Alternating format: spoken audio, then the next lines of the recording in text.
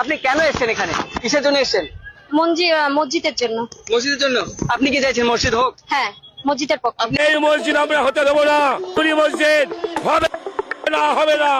কিন্তু সেক্ষেত্রে নামটা যদি বাবরি না দিয়ে এপিজে আব্দুল কালাম দিতে পারতো, আরো ভালো ভালো মুসলিম অনেক অনেক ভালো ভালো নাম আছে, মনীষী আছে, তাদের আদর্শটা মুসলিম সমাজের সামনে তুলে ধরলে ছেলেমেয়েরাও অনেকটা অনুপ্রাণিত হতো। और जो लोग नमाज और अजान को बात करते हैं, मैं कहता हूँ अजान और तेज होनी चाहिए।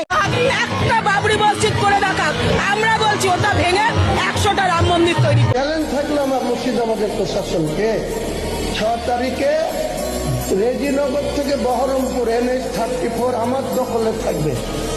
এসডিপিও উত্তম গড়াইকেও পরিষ্কার করে সতর্ক করছি, হুমায়ুন কবিরের সঙ্গে পাল্লা নিতে যাবেন না। আপনার মতন এসডিপিও আমি থোড়াই কেয়ার করি না। যেদিন আপনার কলার ধরে নেব সেদিন আপনাকে কলার ছাড়িয়ে যাওয়ার লোক থাকবে না।